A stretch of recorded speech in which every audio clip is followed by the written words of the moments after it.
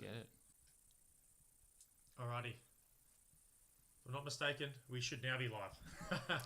Hello, Good. everyone. If you are here, we are here for the GameDay Squad Rugby League Prize Card Draft. And I'm joined by a good friend and a new face today in Dill. How are you, mate? Yeah, good. Yeah, really good. Really keen to jump in today and hopefully some of our winners pick some good prize cards. Really happy that I'm probably not in that top 10, so I can relax and enjoy this. Okay. Hold on. I don't think we're... Alrighty, we'll give it a second. We'll let it do its thing. Here we go. YouTube's good? Says we're good. Oh, that's now caught up, I think. Alrighty.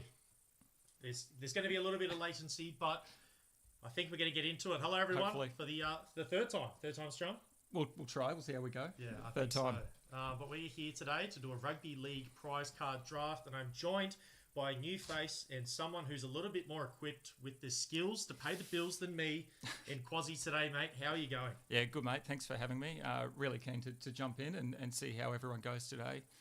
Obviously, some unreal players on the board, and looking forward to some surprise picks, maybe. Yeah, absolutely. Well, that's the thing. In this draft, we don't actually quite know what's going to happen, some of the curveballs that might come, but, you know, these people today, they're the best of the best. They're the people who perform throughout the season, and if anyone's going to know who to target and who to pick, it's the 20, ladies and gentlemen, we have coming up today. Definitely. So let's jump in and let's have a chat about how it's going to work. So obviously, as Tom said, we've got 20 of the best coaches from GDS Rugby League this year. We've got a draft order 1 to 20, so our first pick is our first champion off the board, and we'll get into looking at him and his pick in a moment. In order, coaches will go and get their 90 seconds to make their player choice. They'll send that through, and then we will announce it live. From there, once a player's been taken, they are unable to be selected again, and that will be it. So we're looking forward to some surprises, as we said, maybe some upset people, a couple of snipes, hopefully. Let's see how we go.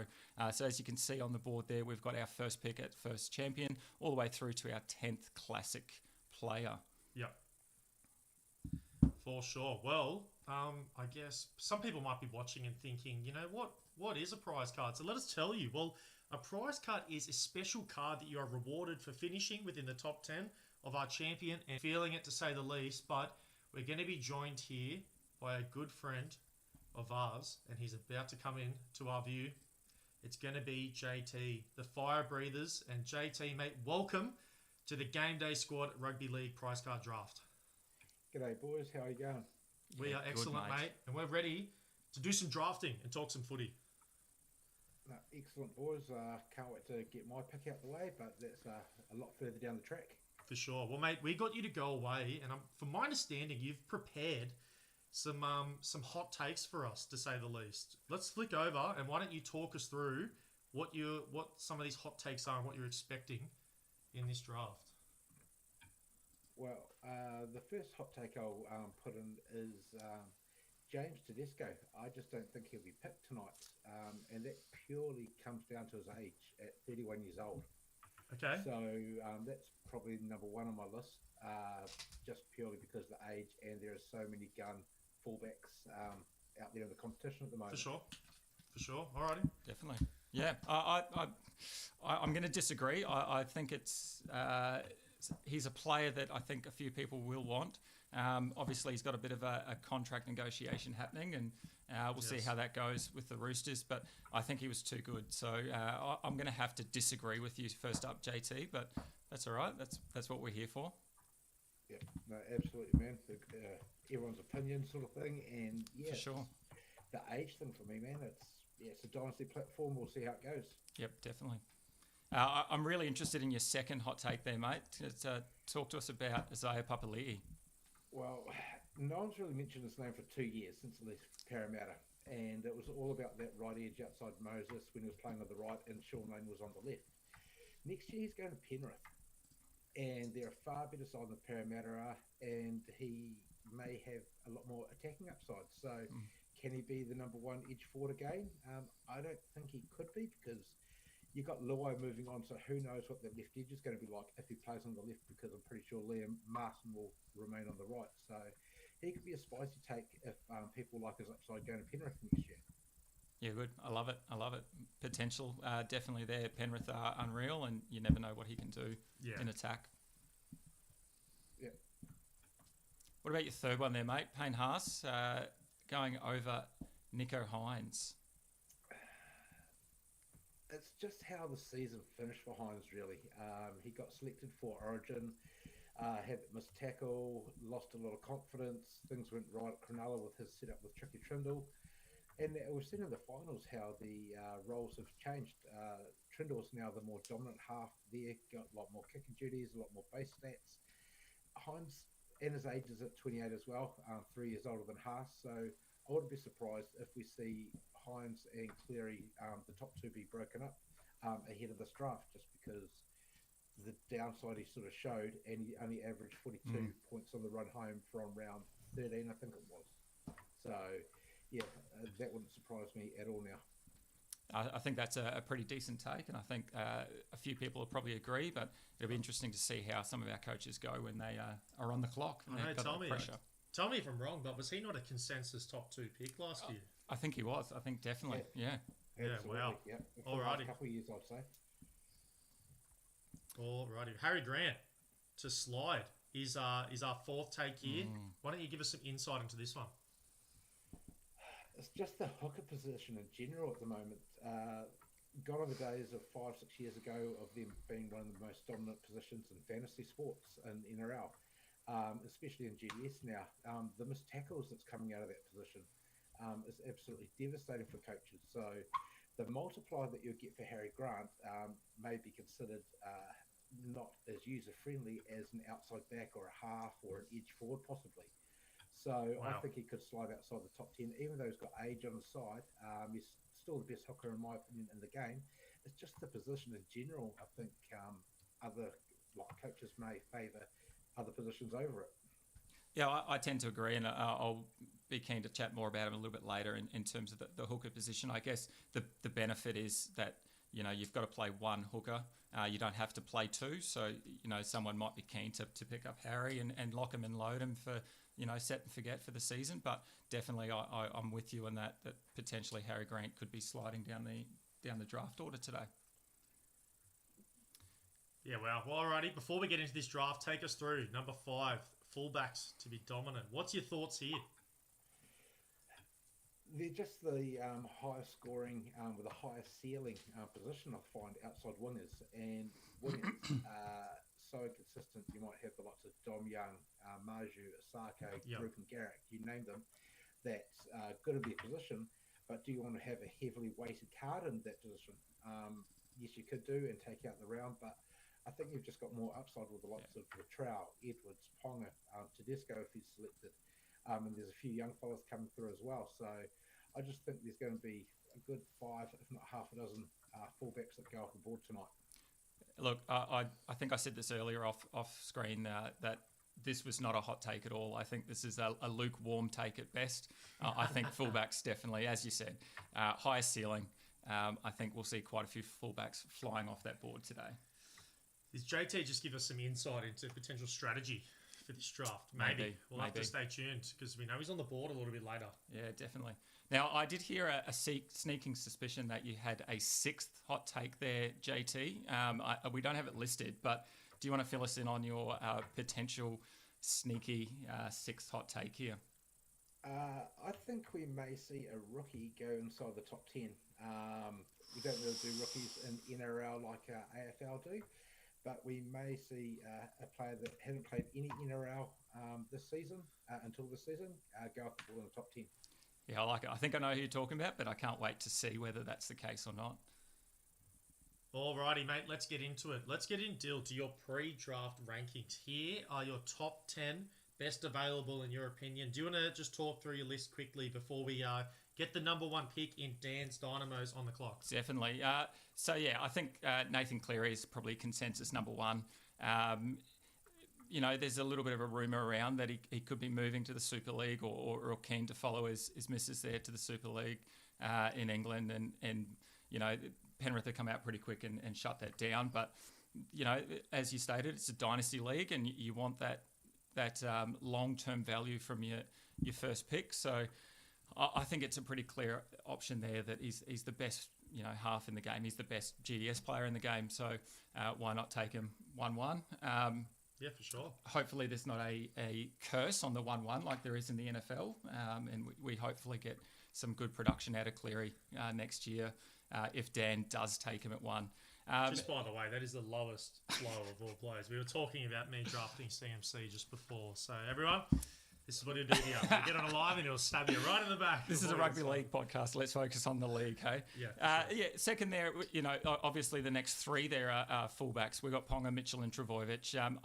Potentially, those three could be shifted across those positions. But I think, Mitchell probably got some off-field concerns and probably even some on-field concerns that some people might not be keen on.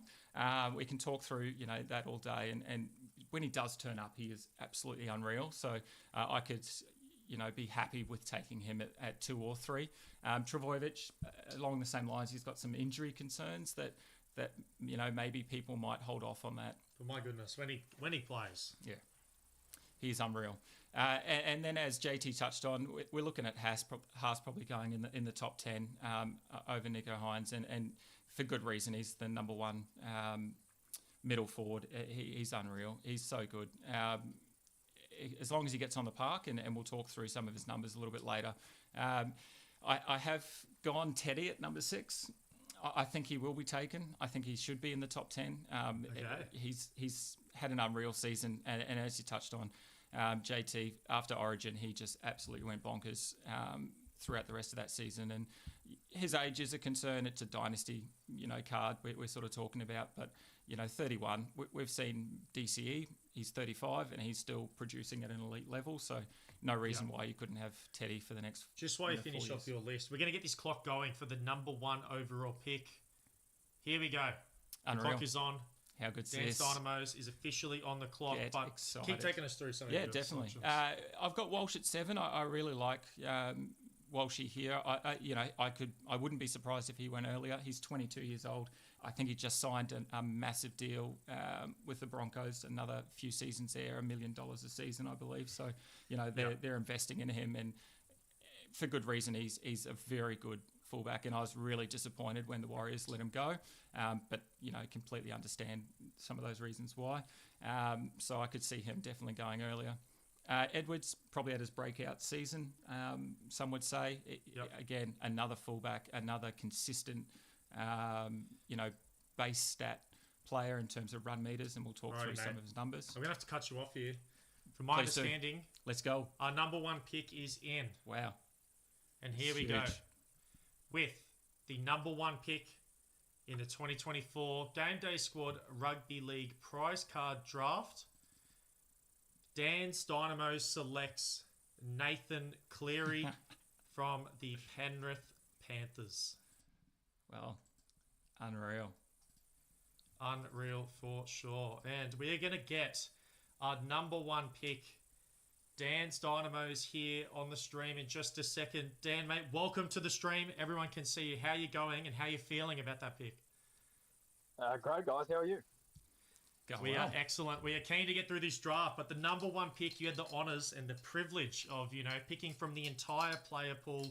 Why don't you talk us through some of the decision-making, especially with the concerns that you were raising before, Dylan? I don't think there were any difficulties with Cleary. Talking to a few other guys, I don't envy them at all in terms of the picks that they had to go through and some of the choices they had to make. Yeah. We'll try and minimise those talks about moving to Europe. And look, it's great that Mary Taylor loves him. Hopefully that ends soon, and Cleary's goes to the NRL. Yeah, I love that take. I love that. Well, let's take a look at the card right here. Dan's Dynamos, Nathan Cleary. This is what we're expecting. Of course, we're going to get the squad name, everything ingrained. Definitely. But, mate, thanks so much for coming on. I guess as the number 1 player in GameDay Squad, is there any bit of strategy you can give to someone maybe for 2025? Something they should be looking at in terms of this game and how they can potentially live up to, some of the performances you put in? Yeah, I reckon probably the best piece of advice is probably jumping on the Discord, to be honest. A lot of guys on there that I get along with really well. We're able to sort of feed back in terms of what our thoughts are for the week, if there are any pods that we're considering, and particularly with trading being so important within the game, getting your hands on those cards and finding easier ways to get your hands on those cards is probably the best chance you have at actually them building up not only from starter comp but up to champion. For sure. Alrighty, but Dan, mate, I think we're going to leave it there. We're going to get into the next pick. We're going to get this draft moving, mate. Thanks so much for taking the time out of your day, and congratulations on a great season and an awesome Congrats, card. Dan. Brilliant. Thanks, guys. Have a good evening. Unreal. Yeah, likewise, mate. Alrighty. Well, we're going back to your best available list. We'll get JT back here in a second, but whilst we do that, we are back on the clock, and the Skippers here is now coming up. The number 2 overall pick is in his hands, and we cannot wait to see what he's going to do. Yeah, so again, let's jump back to my best available. And look, I've got number 1, Ponga there. I think today or yesterday he came out and ruled himself out of any international footy, which I think is huge. He said he wanted to focus on winning a premiership with the Knights, and look, the NRL probably haven't taken too kindly to that. They're looking at potentially a bit of a one-game ban maybe to start the season next season. We'll see if that eventuates or not. But I think that's just positive news for, Ponga owners. You look at what he did when he came back to start the season. He was unreal. One of his first touches was a line break and potential try assist. It was called back. But, starting the season like that with, catching that ball and running through. He is just a machine. And I guess the downside, and probably something that we don't talk about in terms of the strategy, is he does play Origin or will likely play Origin. So there might be some missed time. And I guess that's part of the strategy coming into this as well, that teams might be thinking, do I need a player that plays the whole season, or can I get away with a fullback that plays 10 to 16 games? Again, but we have a pick in. We are also going to bring JT back into the stream so he can be here with us. But our second overall pick to the Skippers in the GameDay Squad, Rugby League Prize Card Draft, he is selecting Payne Haas from the Brisbane Broncos. Nice. How are we feeling about that, fellas? Payne Haas, number 2. There you go. That's huge. I can feel the pain inside of JT's voice.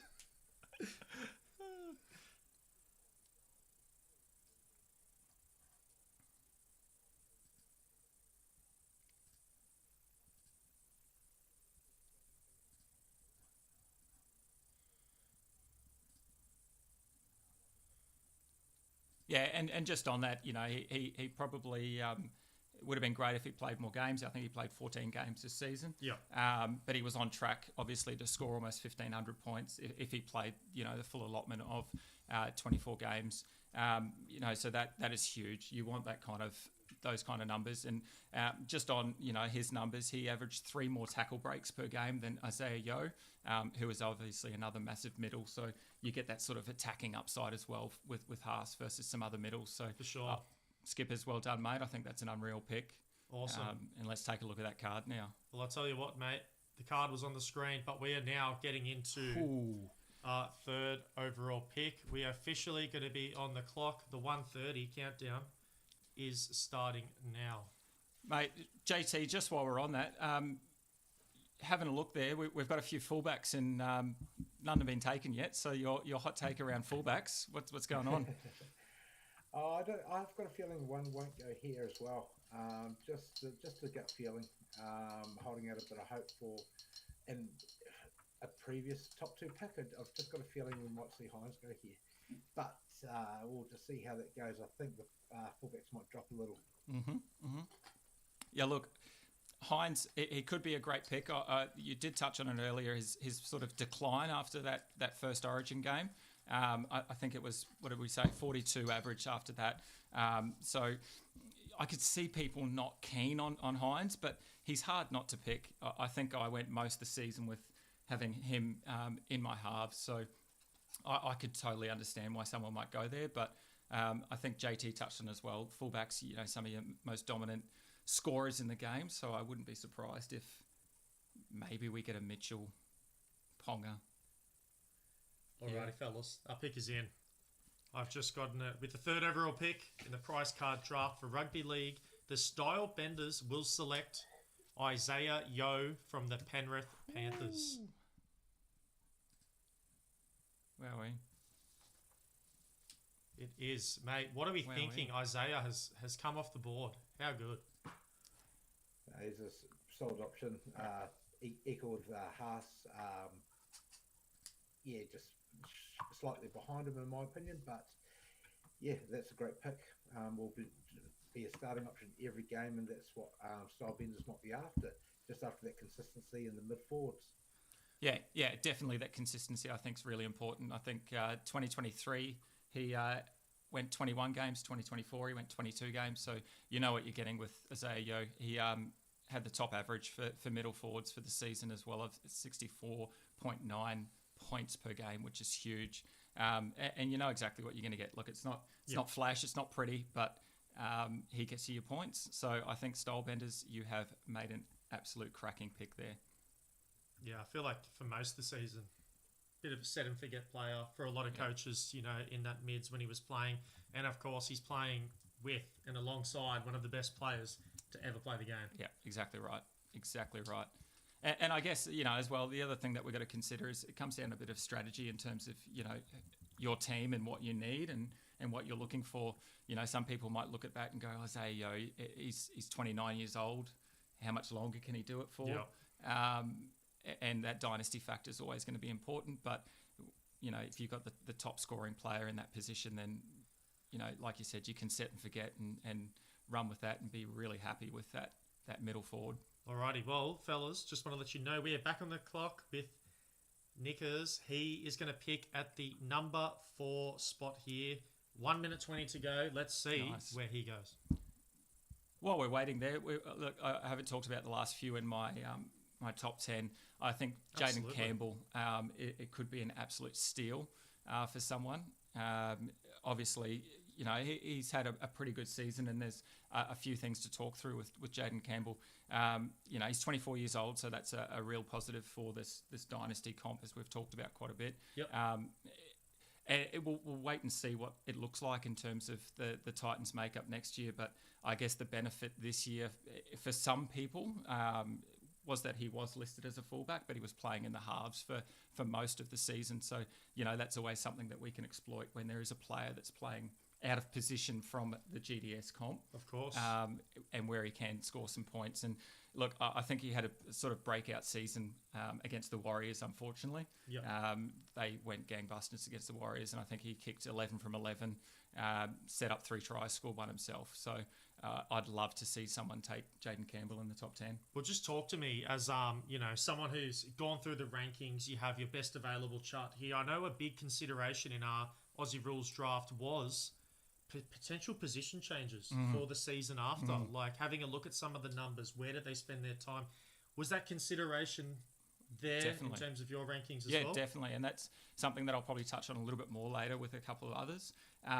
It's tough, obviously, to predict what next season's I'm going to have to hold your thought there. No, yeah, definitely. Let's go. Our pick is in.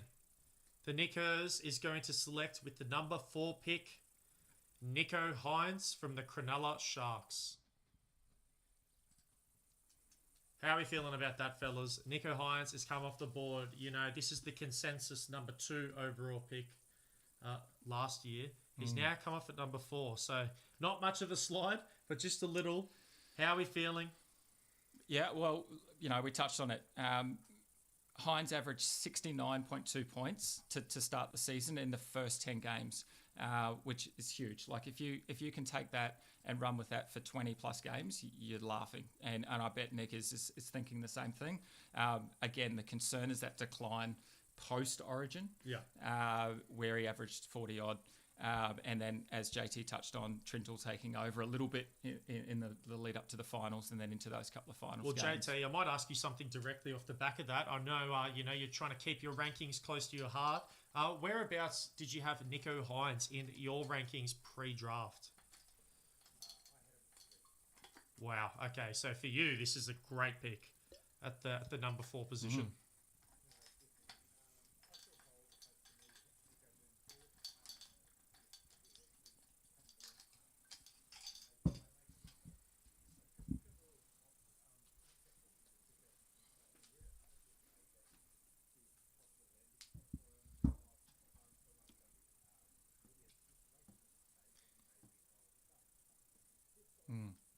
Yep.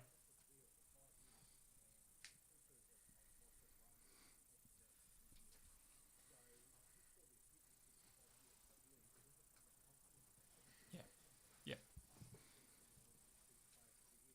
Yeah, well, Murph's FA is now on the clock. He has the number 5 overall pick, finished 5th in champion.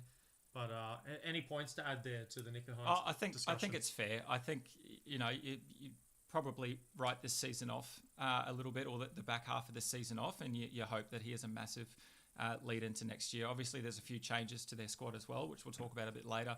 That is probably a positive to the Sharks. And as JT touched on, when you sign for that amount of money, you obviously are expected to do some good things, and the Sharks expect Hines to be unreal. And why not lock and load another player that you could probably set and forget for most of the season? And maybe he doesn't play Origin again. Yep. So, there's a benefit there as well that he plays a few extra games for Nickers. So good on you, mate. Well done.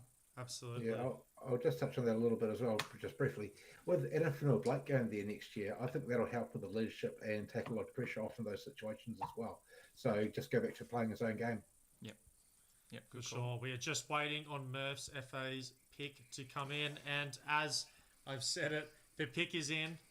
Ladies and gentlemen, the 5th overall pick in the NRL, the Rugby League Prize Card Draft. Murph's FA is going to select Latrell Mitchell from the South Sydney Rabbitohs.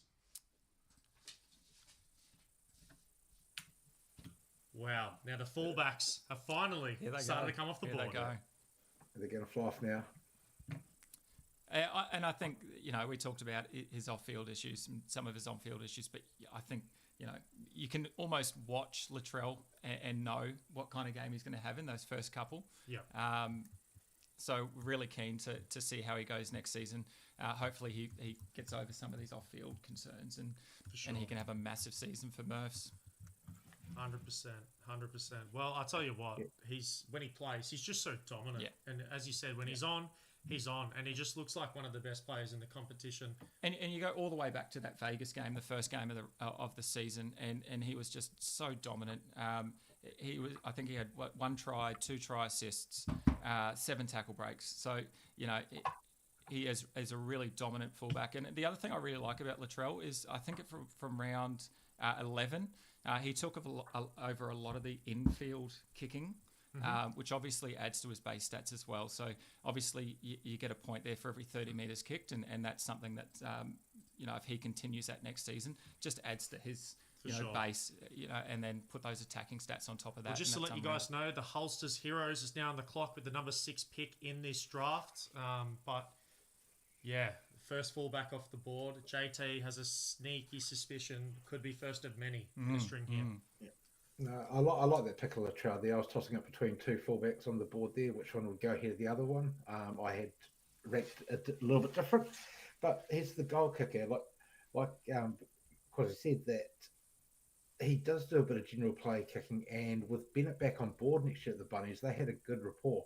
So I think Bennett will get the best out of Latrell once again. Yep. Good call.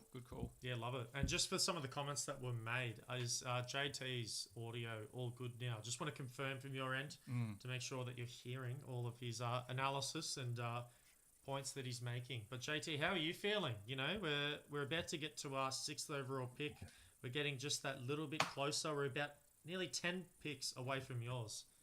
I'll be dreaming to take any of those boys, so there's no no hard feelings. I'm not sniped at all that I don't feel like, but alrighty, they'll be great picks so far. Our pick is in the Holster Heroes with the 6th overall pick. The prize card draft is going to select Lachlan Galvin from the West Tigers. That is huge. Now, I know the discussion that a lot of people want to have when it comes to prize cards is you want to go a good dynasty asset. You want to go a player who's young and who you're going to predict is not only going to be good now, but might become one of the best in the competition in years to come. Yeah, and you've nailed it on the head there. Look, earlier in the week, I was sitting down thinking about who the next Nathan Cleary could be. And the next Nathan Cleary. And I think Lachlan Galvin is that bloke. I think he could be the next Nathan Cleary, and Holster's Heroes there has picked up maybe the steal of the draft. I think obviously I had him ranked a little bit lower, but I think Lachlan Galvin could be anything. He's 19 years old and he played almost every game, and you look at what he did for the Tigers. Obviously it's the Tigers, and we've got to temper our expectations there a little bit, but there's some benefit there. Luai's heading there, and that could only be positive things for the Tigers. So I think it's a really great pick. And you look at some of the things to come out of the Tigers from Lockie Galvin. He played 21 games there. He totaled just over 1,000 points and really had a great season. So 50.3, I think he averaged. So I think it's a really good pick there from Holster. For sure. Well, fellas, why don't we get our next coach here on the board? We are going to get E4 Ist 5. How do you pronounce that? Ooh, is it Easts? I think it might be. I think it might be Easts. Is it? East. Oui. Here we go. How good. Well, surprise, surprise. I think we're actually going to have a special guest come on for this. Really? Look, it might be East, but a lot of people might know him as Prison Mike on our Discord, a very active member. Prison Mike. We cannot wait to get him on board, but even more so, I can't wait to see who he's going to select. He's on the clock here. Do you reckon he's going to take Tedesco? I mean, his name's Easts. He's a massive Roosters fan. Apparently, there's a direct correlation. Do you reckon he takes Tedesco? And fandom. So, look, we're about to find out. We've got just 36 seconds. I wouldn't be surprised here if, like JT said earlier, we've got another fullback off the board. And I think, you look at Ponga, Travojevic, Walsh. I think any of them would be a great pickup here. A couple of those latest spots there in my top 10. Harry Grant, we talked about him earlier. Great. The pick is in. Set and forget. Oh, here we go. Let me cut you off. Here we go. And with the 7th overall pick, Ace in the prize card draft is going to select Kalen Ponga from the Newcastle Knights. Great pick. Nice. Very good. And as mentioned, we are going to get our man here to come talk about his pick, the season he's had. Prison Mike, mate, you are now with us. We've cut to you. How are you going? Yeah, good, guys. How are you? Mate, very well. We are fantastic. First of all, thanks so much for coming on, taking the time out of your night. How did it feel? How was the nerves heading? I know 7 picks is a bit of a weird spot. You try to make your rankings, and some of those players you have higher up are going to go. How did I was pretty keen. Fall out? Pretty keen on Ponga until I heard the news today he's looking to go to the Union, maybe. But I just didn't want to have a selection where I had to decide if I was going to take Hines. Really, I think that was the toughest one. Mm-hmm. Interesting. I like it. What took you away from Teddy, mate? I love Teddy, but I think maybe just his age. Yeah, fair enough. Yeah. I love the Ponga pick, and I think I think rumours aside, I think he's going to be a great option for you. Really happy. Congrats, mate. Well done. It's always good to pick a player that you like to watch, isn't it? Yeah, 100%. Yeah, and he's got that attacking upside, and you can cheer him on, and he's a really good Queenslander, so get that in you as well. Yeah, that's for sure. Well, mate, why don't you leave a piece of fantasy advice to everyone? We did ask Dan's Dynamos before, finished number 1, of course. Number 7th in the champion competition is a massive feat in itself. Huge. Is there any piece of advice that you could give? I just think talk to people and do a lot of reading. listen to podcasts and just take in all the information you can. Yeah, well, admittedly, if you're doing so well, do you watch a lot of the footy games? Do the numbers not always tell the entire story, or do you have to go back? Are you one of these coaches that needs to do all the analysis yourself? Yeah, well, I watched every game. Yep. But I think, sometimes it obviously doesn't translate to fantasy stats if they're looking good. For sure. But sometimes you'll see something, they pass an eye test, and you think it might be good against a weaker side or something. But mostly stats. Mate, well, you absolute legend. Again, congratulations on such a fantastic season. Thanks so much for hopping on. And I'll see you next week, moi moi. Yeah. Love it. Love it. See you, bro. Right. See you guys. See ya. Love that. Well, alrighty. We're going to get back to your best available. We're going to get JT back on the call here, but we are going to start the clock, and we have a good friend who unfortunately wasn't able to be here tonight. Sends his apologies. I've subbed in as a super sub, as they might say. Doing well so far. But Stewie here, or Mr. Moi Moi, was gonna be one of the co-hosts here. So. Yep. Unfortunately he had to pull out, and now our thoughts are with him and his family, and hope everything ends up all right. And look, we'll see him soon again on a live stream for sure. He loves it, and he'll be back. And obviously he's on the clock as well soon, so it'll be interesting to see how he goes with his next pick. Yeah, mate, he is on the clock right now. We've got JT back on here, so 50 seconds to go. Let's have a look. And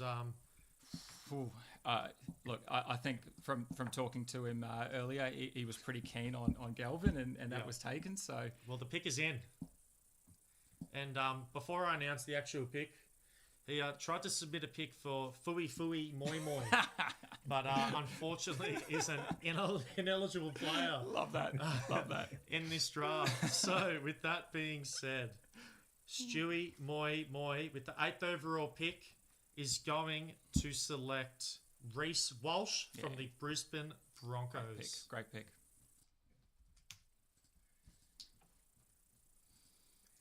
Awesome pick. Speaking of young superstars and fullbacks that are going to be taken off the board, we have another one here in Reece Walsh. Yep, I spoke about him earlier. 22 years old. He just signed a massive deal.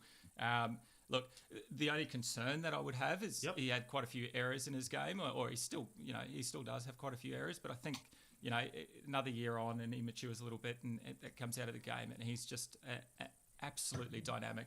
So really happy for Stewie there. Personally, I was kind of hoping he did take David Fafita, because I think Moi Moi's got a diamond David Fafita there that I wouldn't mind taking off his hands. But anyway, that's all right. JT, what do you reckon about the Reece Walsh pick there? No, I love that pick. But like you said, he's got a big deal at the Broncos. He's young. He's a fleshy player. He's a crowd favourite. He's great to watch. Yes, he does miss the odd tackle, have the quite a few errors, but that's just going to come with experience and time, and that's what GDS is all about. It's the dynasty aspect of it. So that's a great pick there. But I can see what you're saying about Fafita there. I thought it was a toss-up between those two there in that spot, but just with youth on the side. Well, look, our champion coaches and champion part of the draft is nearly over. We're going to continue on. We're now on the clock for Penrith. The 9th placing champion coach. 1 minute, 20 seconds to decide what prize card he wants in 2025. He's on the clock, and I think this is a tough spot for him to be in, although he's got some unreal names there. As we sort of move down that list. He's one of your top 5 picks still available. Yes, well, there's some great players still there. JT, how are you feeling, mate, in terms of your rankings? Obviously, you don't want to give too much away, but how are you feeling right now? At the moment, I am sitting at 8 out of 8 so far. My top 8 are off the board. Okay. So, so could it be going worse? All right. You just tell us when you need some time to jump off the stream, mate. You go to panic stations. Oh, no, it's not bad. Like I said, if anyone drops down like this, more that sort of 13 to 15 range, then I'll start to be a bit more nervy. What do you think about... Can you talk about some names that have now come into your best available list? We've got Hughes, mate. We've got Farnworth, Hopgood, and now Kenny. That's just slid in with that pick being taken. Yeah, and while we're waiting there, just real quick, JT, what do you reckon about someone like Hughes? Obviously, there's a bit of an age issue there, but, what do you reckon about him? I would love to see more of him and Munster together. I know I've seen a lot of them in the past, but since this more breakout year and possibly Dally M year that could be around the corner, I think I'd like to see more of this form we've seen this year with Munster and be that more dominant player. It might be something we see more next season, but I'm just a bit nervous because you've got two strong halves in that combination there. So I do have a few reservations about him moving forward. I kind of hope you're right because I've got a Righty, Munster. gentlemen. Our pick is in. Okay, let's go. Sorry to cut you off here, That's but all right. first of all, happy wedding anniversary to Mr. Penrith from the GameDay Squad. Congrats. The squadron here. Yeah, all the best. But you've now got your selection. And with the 9th overall pick in GameDay Squad's Rugby League Prize Card Draft, Penrith will select Aiden Fanua Blake, who played Huge for the Wars this year. But of course, the big news is he on the move? Yep. I don't know how I feel about him moving, but that's another story. We'll talk about that a bit later. Congrats, Penrith, both the wedding anniversary. Hope your missus wasn't too annoyed at you that you had to send any get away and send through your pick there. But I think it's a great pick. You know, I think he's going to be absolutely unreal at the Sharks.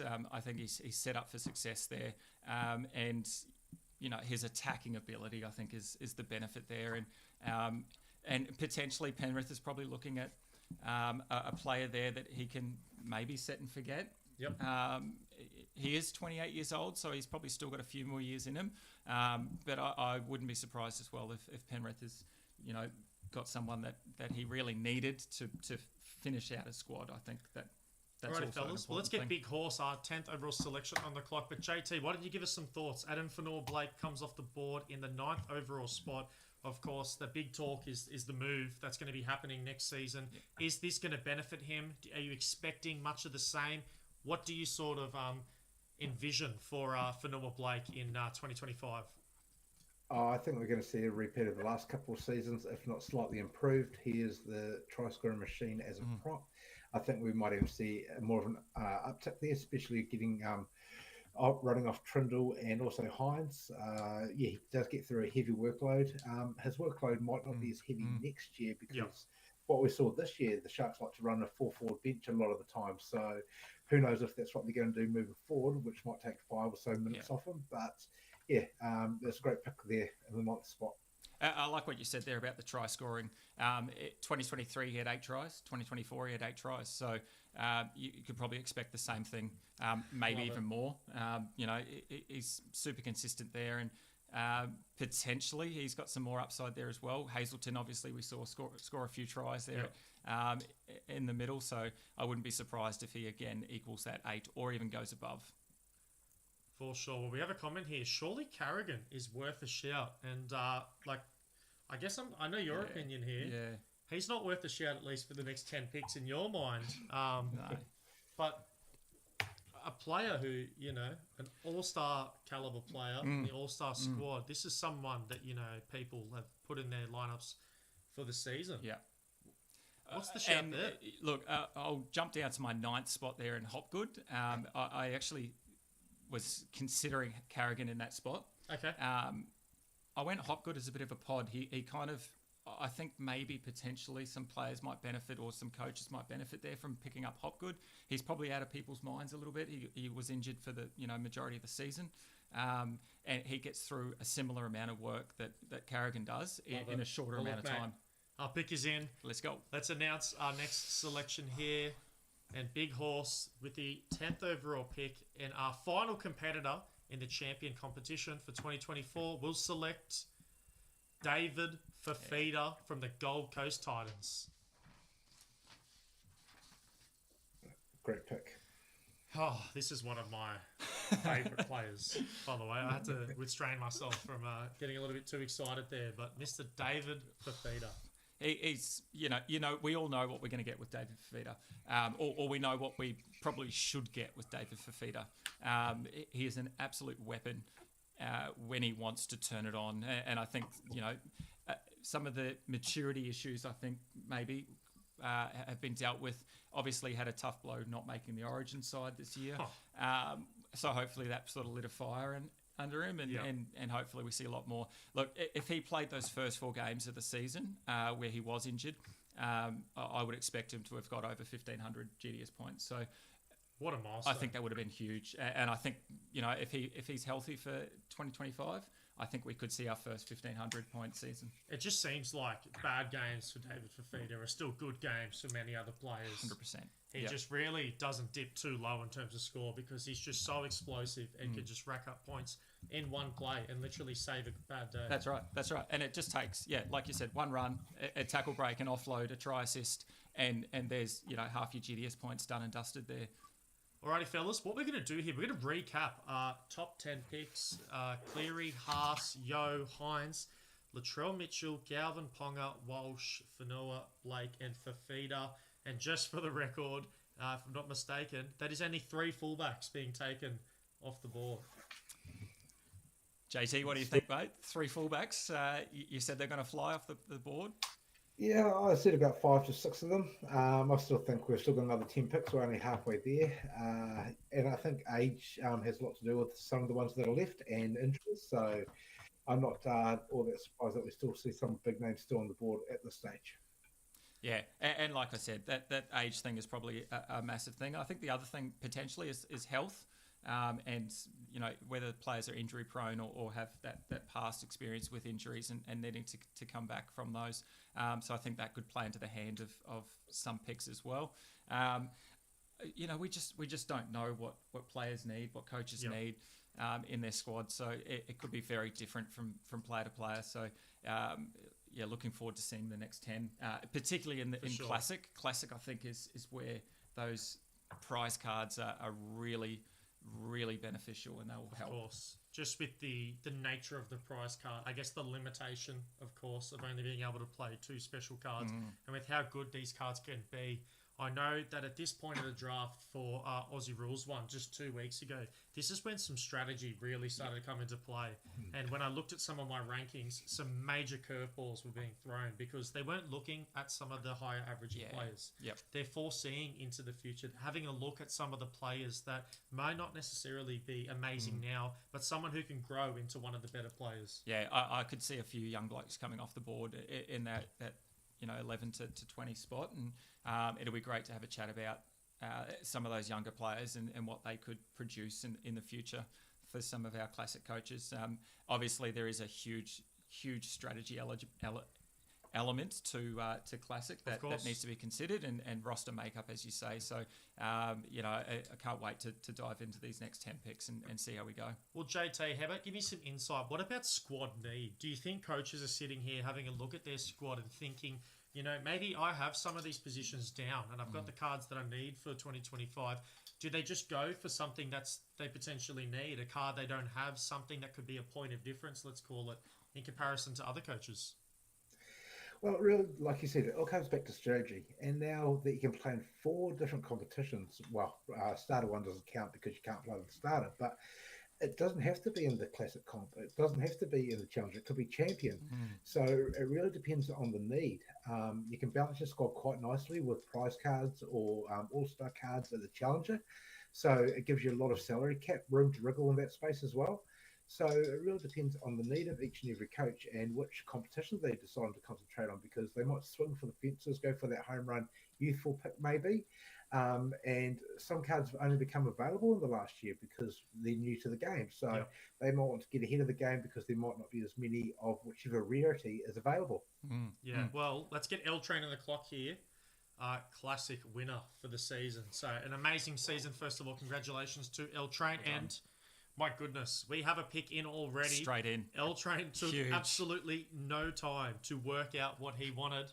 And with the 11th pick in the GameDay Squad Rugby League Prize Card Draft, L Train is going to select Jerome Hughes from the Melbourne Storm. Well done. Good pick. Wow. That's huge. Look, outside of Nathan Cleary, who's the second highest averaging half this season. Wow. He played 20 games. I think he averaged 100 run meters, 350 kick meters. So in terms of base stats, that's huge. And then he's got no attacking upside. I think he averaged 1 or just over 1 try assist per game. So we know what he can produce. As JT touched on, we want to see more of the combination between him and Munster, but at the end of the day, the Storm are the Storm. You know what you're going to get. and even some of those down games that they played, that he was still unreal. And all I can think about is a couple of years ago, Storm versus Warriors, where Jerome Hughes just tore us apart, and I still have nightmares, unfortunately. Yeah, those Anzac Day games, man, they went pretty much the time. Such a tough watch. But yeah, L-Train, I think you've made a great pick there. We questioned Hughes' age a little bit, 29 years old. How much longer does he have? Like I said earlier, DCE is 35 and he's still an elite player. Oh, exactly so, right. You know, if you get 6 years out of a prize card and you know, and potentially win you another season, by all means, I think he's done his job. Well, that's the thing as well that I guess we're not talking about. The conversation is that if you can pick a player to help you in the immediate, you can get another prize card out of it if your strategy is good enough, and of course, you know, you compete well enough the year prior. So that's where do you think it's more of a win now play, let's call it? Is L-Train backing himself in 2025 for Classic to go back to the promised land and to get back into this draft? Let's put this down now.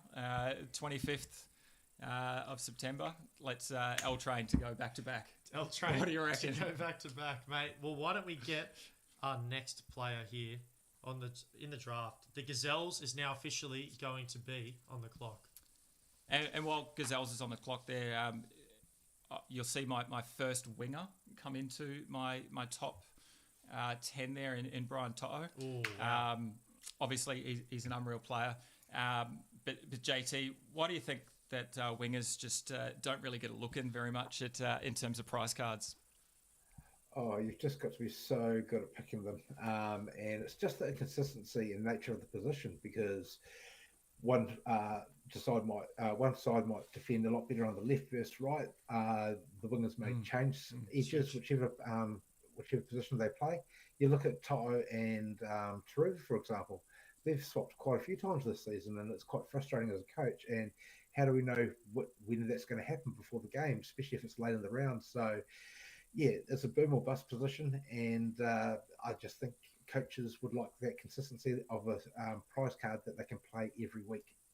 Yeah, and I agree. I guess that the other side of that is that in terms of a winger that you know will generally score pretty consistently, is probably going to be a positive as well. But yeah, definitely, I think it's a very volatile position, and unfortunately, we've got to pick a couple of wingers each week, and you've got to kind of throw a dart and hope that one lands out of the two that you've got. But I think, you know, Brian To'o, the benefit is he's got some base stats behind him. You know, his run meters are huge every game. The one thing I really like is the tackle breaks that he produces. 6 tackle breaks per game this season. That included round 8 versus the Cowboys, and I'd hate to be a Cowboys fan here. He had 21 tackle breaks. That's 63 points in GDS, just if anyone's calculating. So that is massive. So, you know, obviously he's not going to produce that every week. But if you can get that 6 tackle breaks, you know, there's 18 points a match for you from Brian To'o. Add in the multiplier of 1.4, and I think you're laughing there. Alrighty, fellas, our next pick is in. And our next coach, the Gazelles, with the 12th overall pick, the GameDay Squad Rugby League Prize Card Draft, is going to select Jaden Campbell from the Gold Coast Titans. Great pick. Very nice. This is a player that another fullback, and someone that you had ranked quite high. Yep, definitely. Obviously, I spoke about, you know, that position change, that potential move to halfback. Yep. I guess the other risk could be that he might come off the bench in that interchange role, but I don't see that. I would hope that they run out with Kinney at fullback, Campbell in the halves, and then AJ Brimson to play in the centres.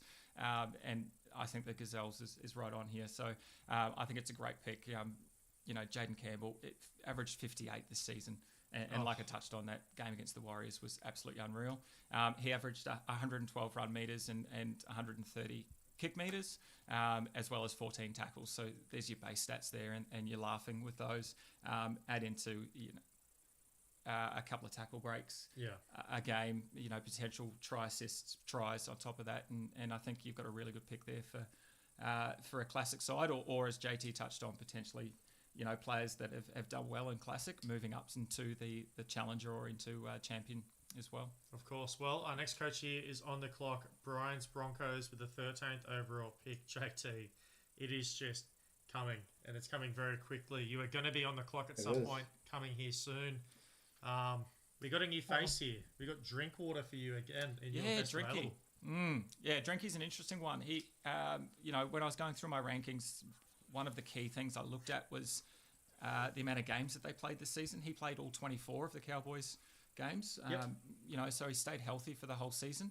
The reason why he's probably not higher and not in maybe the top 20 selections potentially, or the top 15, excuse me, is that sometimes he doesn't quite pass that eye test with what you want from a fullback. I think some of the concerns that I had with Drinky this year was he wasn't always popping up on both sides of the field. So he's not giving himself that chance for those extra points. But I really liked the fact that he played all of those games. I think that's, a huge thing. But again, that comes down to your strategy. Do you want a player that you can just set and forget each week and know that they're going to turn up and score you, those 50 points and then get the multiplier? Or do you want that, absolute 60-odd plus 100-point game, but only play 15 games? So it's, it's a really interesting strategy to think about and something that I'm pretty happy I don't have to think about. And JT, unfortunately, you do in a moment. There's plenty of cards still on the board. We're just waiting for this pick to be submitted. But how about Josh from YouTube before DMing and saying, 6 picks ago, how about Carrigan's worth a shout? Well, Carrigan just continues to slide down this board. And, one of the better players in the competition this year was Dylan Edwards from Penrith. And I know someone that's there in your top 3 best available currently hasn't had a look yet in anyone's squads or for a prize card. The top 3 there. I mean, we talked about Teddy, and that's fair enough, his age. Edwards, he's 28 years old. He's probably not as flash as a lot of other fullbacks. He does have a little bit of an attacking upside, but it's all base stats for him. It's all those run meters. It's those tackles. That's what you're looking for from someone like Edwards. And how about just the added fact that we do a Queensland versus New South Wales competition here at GameDay Squad. So, there's 3 games there where there's chances to win prizes, rewards, cash, and Dylan Edwards, more likely than not, is going to be in that series. That's a very good point. I think he showed that he was very much up to the task against Queensland, unfortunately, for all of us Maroons fans, but that's okay. Yes.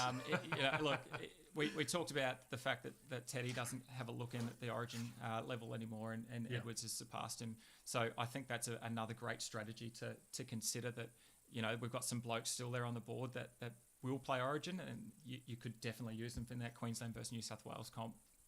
I don't know what eye you're looking through. I thought he did a fantastic job for the Blues, and well-deserved number 1 spot there for him. Nah, he was very good. He was very good.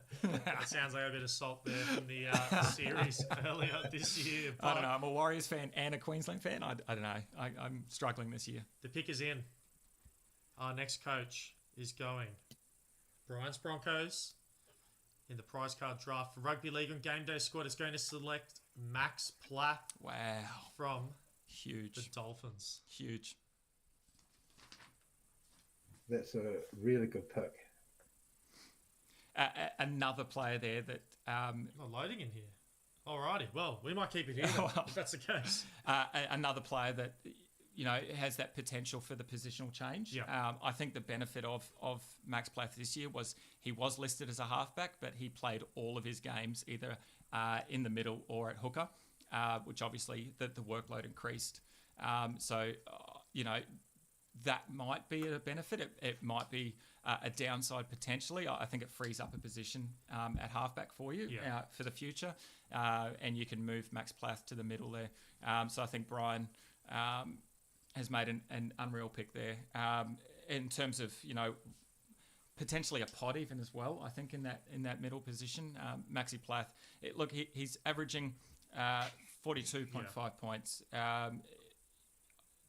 He's got something like 80 run meters, which is probably a little bit lower than what we would expect from a middle forward, only probably because of his role in the hook position at the end of this season. Yeah.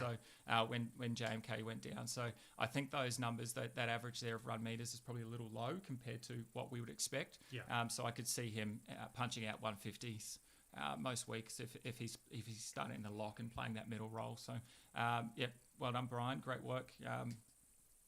Well, JT, I might throw it over to you then, mate. How about, we're talking about the position change, but I guess one thing that we haven't spoken about is Max Platt might have been one of the most sought out cards in GameDay Squad this season. He's sort of in that middle part of the year started to really turn it on, and everyone was looking for a Max Platt to get into their squads. Do you like this play, absolutely. JT?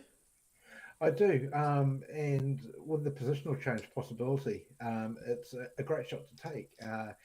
He's a very versatile player. He plays big minutes. He can play the full 80 if required. Who knows how the new coach is going to use him at the Dolphins compared to what Bennett did. That's a little bit of an unknown, but he's young. He's got youth on his side. So I think it's a great pick there, and he'll be a dynasty asset for years to come. Yeah, just on that, he's 22 years old, so definitely something that, he'll be sticking around for a long period of time. So great work, Brian. Well Absolutely. done. Brian's Broncos looking great. Keep an eye out for them. For sure. Alrighty, let's jump get to the next pick. I think we should. Let's get the timer started, and we're going to get into our next one here.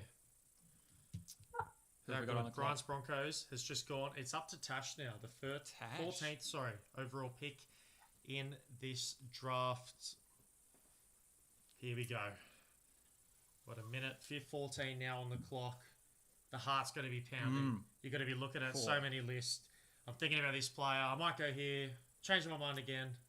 I wouldn't mind asking JT. I've got Farnworth there at 5, and we haven't really talked about centres at all. What do you reckon about Farnworth and his value into next year? Good shout. I think the back end of the season shows just how valuable he is, and I think he is arguably the best centre in the game. When you've got the likes of Joey Manu, I know he was taken as a prize card last year. Unfortunately for the owner, he is off to Union, which is a bit unfortunate, but he's contracted for a long time at the Dolphins, and I think his average was 55 from round 12 or 13 onwards, something around about that number. It was absolutely devastating. He had 100 odd against the Warriors here. I was actually at the game here at Mount Smart. He absolutely showed them that they need to learn how to tackle the next week. But I think that's a great pick, and he could be that weekly winner if he absolutely goes off. And that's the downside of centre as well. He could go out and score you 40 hold that thought, mate. Our pick is in. Our next coach, Tash, coming 14th pick in this draft. 4th in our classic competition, is going to select Tom Trebojevic from the Manly Sea Eagles. Nice work, Tash. Well done. The fullback. Well done. Floodgates might be opening. Tommy Turbo comes off the board. Great pick. We know the upside that he has. Yeah, and look, he went almost a try game and a try assist a game. So you know that attacking upside you're going to get, and there's concerns around if he can stay healthy and stay on the park. He had that little hammy issue earlier, and I think he showed at the back end of the season that he's healthy again, and he'll have another preseason under his belt. So I think it's a great pick. You can't complain when you're picking 14th and you pick up Tommy Trebojevic. Someone like Tommy Turbo. It's a great spot. JT, as we get closer to your pick, mate, how are you feeling? Not all that nervous. There's a lot of players that have still got on the board ahead of where I had my top 17. So I'm actually quite happy at the moment, to be fair. And so far, you've been bang on the money, mate. No Teddy coming off the board. I'm surprised, but you are not. That was your hot take. And Grant still slipping. Very interesting, but I guess that's the way we play. That's the GDS point system, and you want that upside, you want that bang for your buck, and you want that multiplier to really do its magic, and particularly in that classic, for sure. Yeah, absolutely. Guys, I have a question for you. Yeah. Who's going to be correct here in our chat? Maybe why don't you get involved and let us know your thoughts? Will JT's take of Mr. James Tedesco not be taken, or will Dill's #1 best available player with some picks left to be taken in this prize card draft. What is everyone's thoughts at home? Are we going to see Teddy come off the board, or is JT spicy take maybe not so spicy for some of the coaches that are drafting tonight? Yeah, I have that win now mentality. I think rather than that dynasty long term. I think look, let's be honest. At the start of the season, Moy and I wrote him off. In some of our Fantasy Bros content, we wrote James Tedesco off. Very unlikely that he was going to have the season that he did. But as we talked about, end of Origin comes out of that and just it really shows people why he was. I'm not quite sure the number one fullback in the game. I'm going to still say he is the number one fullback in the game just based on that 11 game stretch. For sure. Well, we got the Cucumbers here, the 15th overall pick in this draft, 5th in our classic competition, on the clock. And my goodness, that was quick. Not even 30 seconds. Clearly, Cucumbers knew exactly who they wanted. So let me do them the joy of reading out their pick. Our 15th pick in the GameDay Squad, Rugby League Prize Card Draft. The Cucumbers selects Patrick Carrigan from the Brisbane Broncos. There you go. Yep. There you go, Joshy. You'll be happy, mate, in the chat. Good on you. Yeah, no, that's a good pick. He went 11th last year. Okay. There we go. Good. Josh is very happy. Yeah, Josh is He very was happy. asking for this 10 weeks ago. And I think Cucumbers will be very happy as well. Look, Paddy Carrigan averaged 54, almost 55 points just in base stats, so what I consider run meters, tackles, before any of the negatives that come off. So, that's a huge base to be playing with there. You don't see a lot of attacking upside from Carrigan, but that's not what you pick him for. Well, let me just tell you, Headquarters has called in and said that was their 4th selection. So out of the list that they sent of all the players in this draft, they were willing to take Patrick Carrigan at number 4. Okay. Good So on you. I'll tell you what, the Cucumbers is more than very happy. Yeah, they are stoked right now with that Cucumbers selection. have done well. How good Well is done. that? Good stuff. Oh, well, why don't we get back over to your best available? Let's get our next coach here on the clock. We're going to start the countdown now. And Miley's Mighties is officially on the clock with the 16th overall pick. And we are only one pick away from our good friend here, JT. Let's go. Making his selection. I can see his lips are sealed shut. He wants to give no insight, no suggestions for this one. Do you reckon he's pretty happy that Grant's still on the board there? I don't know. I don't know. He's giving sitting nothing there away. Emotionless, trying to keep it all in to make Got sure. my poker face on, boys. Yeah. He's- He's running through the stats now. I can see it. I see his spreadsheets up on the side there. I ready can to go. guarantee you one thing, is that he has someone in mind that he wants, and he's not trying to give it away with that poker face. And as I can said. tell you now, it won't be James Tedesco. Is James Could Tedesco. be. We'll see. I'll try and remember a hot take, maybe. Maybe that's what his hot take was. The whole purpose What of if his hot it take. was? So he Oh. could slide all the way down to him. Oh, I would love that. 17th pick. That and would then be pick great. him up. I'd love the chat to blow up if he does take that. That would be unreal. That'd be so good. Oh, wow. Well, we're getting towards the tail end of this draft. We will do a review at the end. But Miley's Mighties is on the clock. They don't have very long. They're going to be sending in this submission, I'm sure, in a second. And as I've said that, our There it pick is in. With our 16th Miley. overall pick in the GameDay Squad Rugby League Prize Card Draft, Miley's Mighty is going to select Matt Burton from the Canterbury Bulldogs. Love it. Love it. Great pick. This is a team that's on the up, a player that's on the up. This is a good pick. I think she actually stole my thunder there, Miley's Mighties. I was just about to talk about Matt Burton as someone that's just come into my top 10 list. So Miley's Mighties there, I think, has done an unreal job. Could you call this year a breakout year for Burton? Potentially.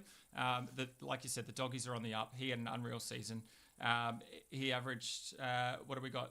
Almost 100 run meters per game, 17 tackles per game, 350 kick meters per game. So again, going back to that base, 38 base before negatives. Add on top of that his try assists, his potential for try scoring. It's tackle breaks. He's a bigger bodied half, which is great. You want that bigger bodied half running the ball hard, making some tackle breaks, and he cracked 1,200 points across his 22 games. So I think it's an unreal pick, and I think it's a long-term investment there. He's 24 years old. So Yeah, love it. Miley, well done. Well, let's get in to our next coach. The Fire Breathers has the 17th overall pick here. You know, we would normally get him to talk about that pick, but I think he has enough thinking to do for himself right now. So we might just let him do his thing. I'm quite happy Burton went there. I'm not going to lie. He's very happy. He's happy. That means that player that he was eyeing off the round before is still available. It's still Teddy. I can see it. It's Teddy's just bright lights. There's two players that I'm considering that aren't on the board and one that's on the board. So I'm tossing it between three at the moment. Is this a first as well? I think it might be that we've got a live pick for our prize card. I think this is a first, JT. If you, once you're ready, would like to do the honours, I think you take it away with this pick, mate. I love this. You've still got 40 seconds, mate. You've got plenty of time. I've narrowed it down to two just as we've been talking, but I'm uncertain more about one player than the other one, and with this team on the rise, I'm going to be taking Jacob Preston. Wow, we go huge back-to-back Canterbury players, and Jacob Preston comes off the board. Well, JT, why don't we give you the floor here? Talk to me about your decision-making here. You said you were eyeing off two players, but Preston has won that battle, so give us some insight into that. I believe he was the best edge in the last 10 weeks of the competition, and it's one of the hardest positions every week, I believe, to fill in GDS. You've had Crichton boom, you've had Fafita boom, you've had Hamoli boom at all different stages this year. But out of them all, I think Preston has been the most consistent on and off throughout, and youth is on the side at 22 years old. He's contracted at the Bulldogs until 2027. And as we saw, they hadn't made the finals for some time, and he was one of the reasons. He was strong at defending on the edge, great lines running off Burton. He can sniff out more tries than a lot of other edges. So I'd see a lot of upside with him moving forward in a tricky position to pick at. Yeah, love it. I agree. I love the upside there with the try scoring ability. I think he put on a couple at Magic Round, which I was there to witness, and he was unreal in that game. And he averaged 53.5 GDS points in the season. He was the second highest averaging edge for the season, only behind David Fafita. So I think there's that unreal potential there for Jacob Preston. And as you touched on, JT, he's only 22. Let's get to our next overall pick here. We have the Guts Busters, the 18th overall pick in the draft. JT, if you would allow me now, that all the pressure's off. Who was the second pick that you were tossing up between there? Should I say at the end, so it's not any, or should I just say what the rest of my board is? Mate, I reckon just let that pick fly now. I want to know who you were debating between Terrell May. Oh, okay. It's a big call. He was he's probably in my top 30. Obviously the concern might be that he comes off the bench, and although he did show he came off the bench and he's still unreal. So he's got that upside for sure. It's more about JWH moving on at the end of the year. He is a little bit older, but even when I looked into it a little bit deeper, Lenier would start sometimes and he would still come off the bench. He would start with Collins. So they've got a nice little rotation there with Collins, Lenier, and Terrell May. But if he was to get 60 minutes a game, he's probably my number 2 mid in the game. Yeah. I think it's a great call, and potentially it's something a bit more risky. Yeah, probably. But I mean, that's part of the game, isn't it? High risk, high reward.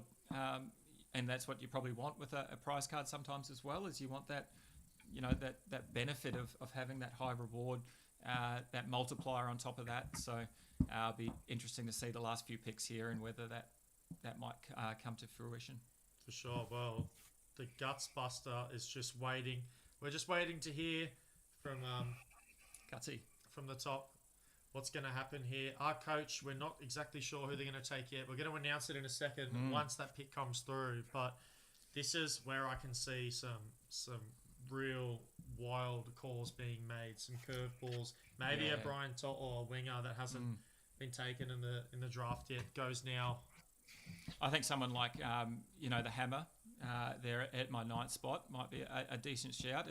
He played around in a couple of different positions at the end of the season, and he still looked good, whether he was playing fullback or centre. So I really like that potential shout there, and that could be another fullback coming off the board. So I don't mind that upside potentially that Hammer has. His speed's unreal, and his tackle break ability. So that would be someone potentially. Okay.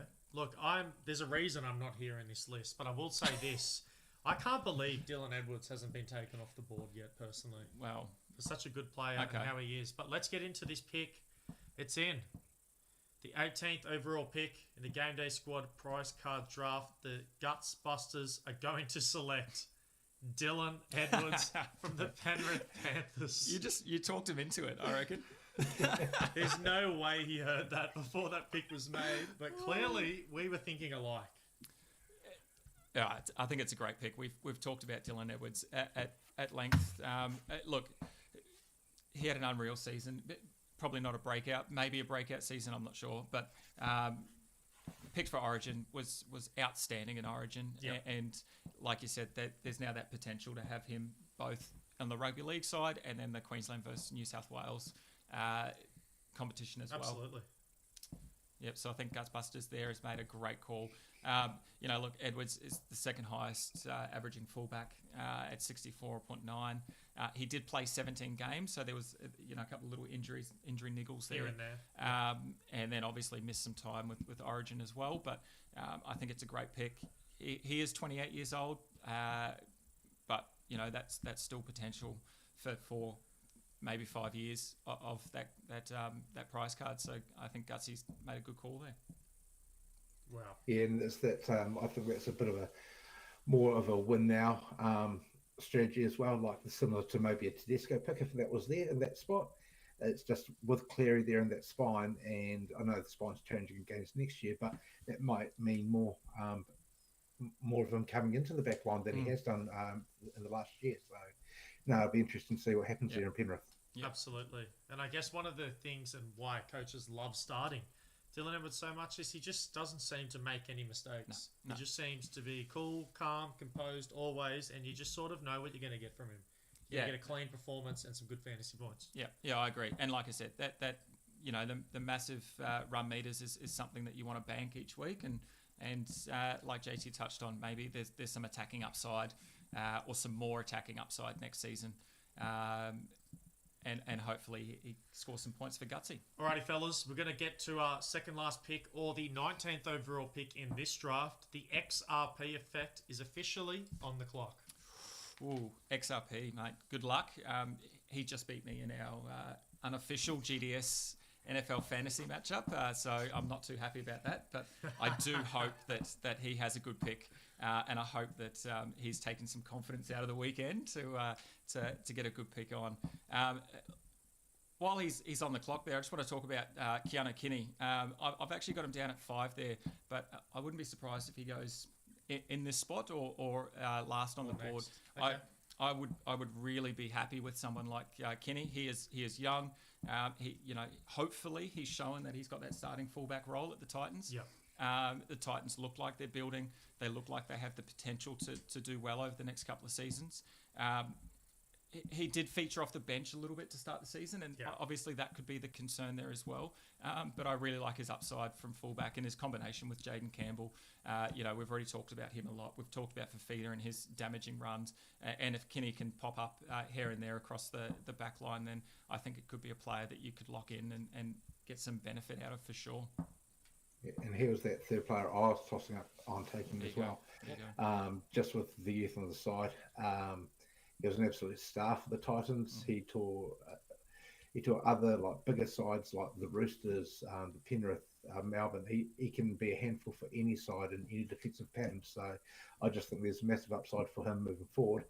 It's just the uncertainty when it came down to doing my pick. It was who knows what that spine's going to look like. Is Desi going to still run with Brimson in the centres, Campbell in the halves? Alrighty, JT. I don't want to cut you off, but the XRP's pick is in.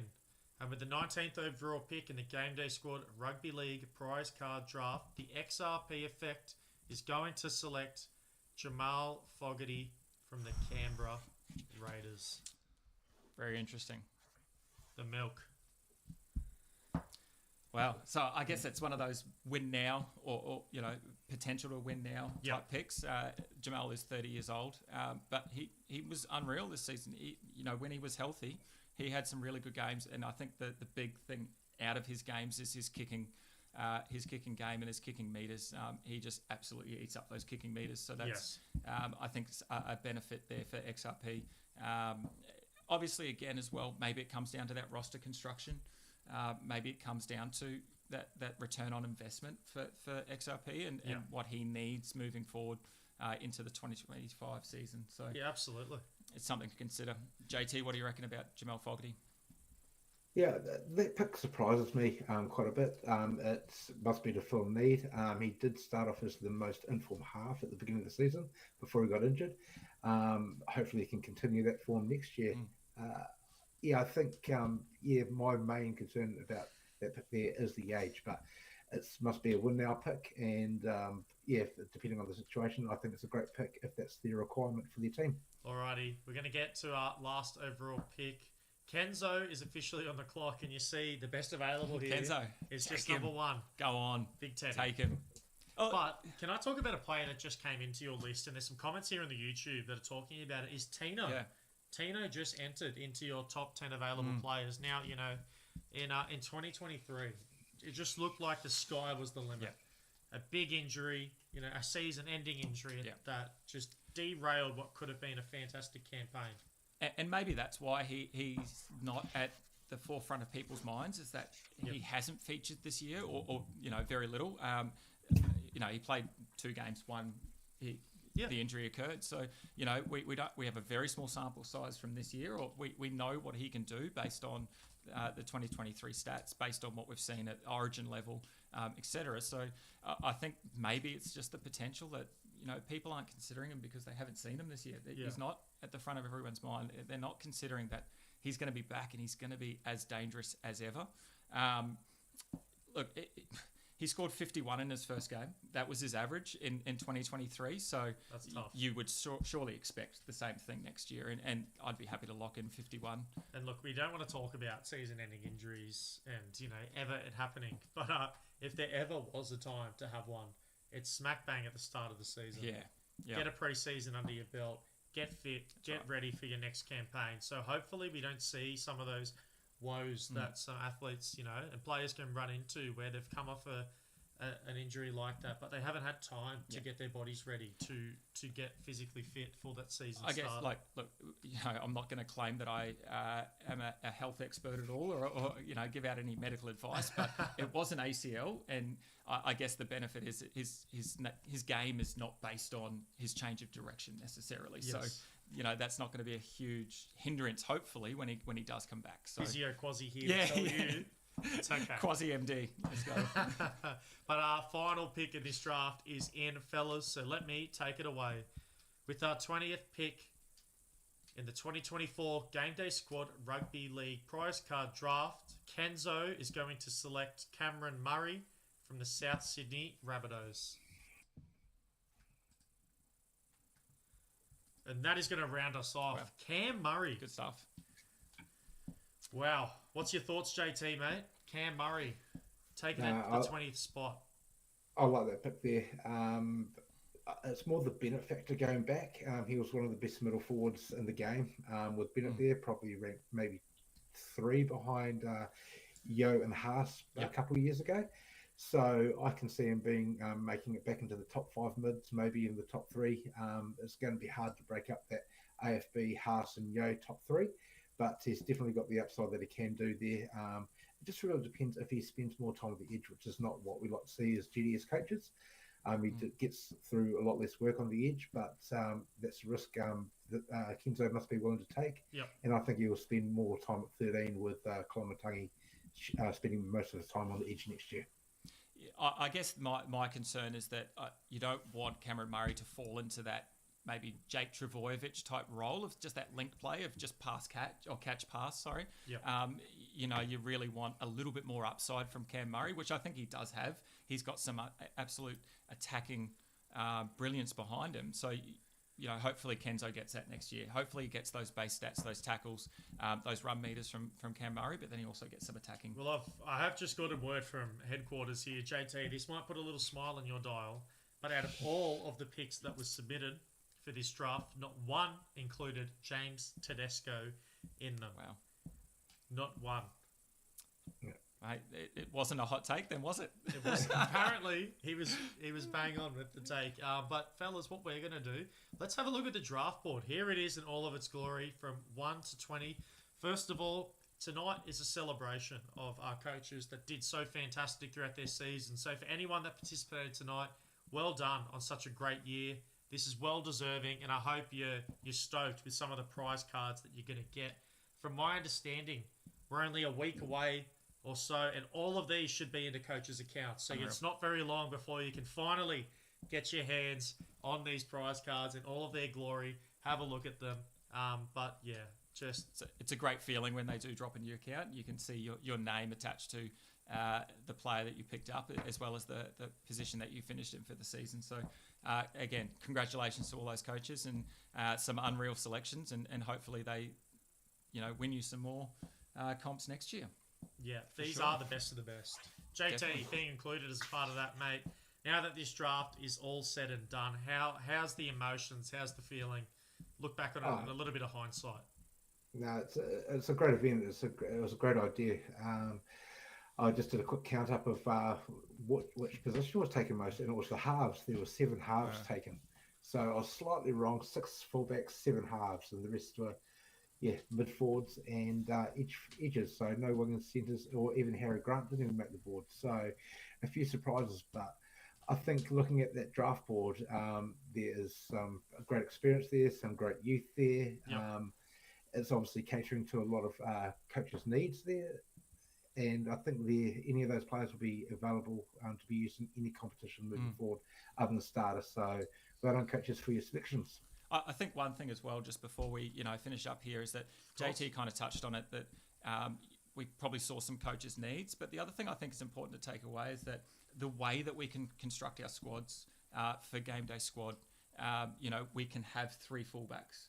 Exactly. 2 fullbacks, and we can have the 3 halves. We can have only the 1 hooker. We don't need to run a second hooker. So I think for those reasons, that's why we saw the halves go. That's why we saw the fullbacks go. That's why we saw a lot of middles go, because there's some versatility there that we have. So, I think at the end of the day, I think some coaches have made some really good decisions, and I'm a little bit nervous for next year.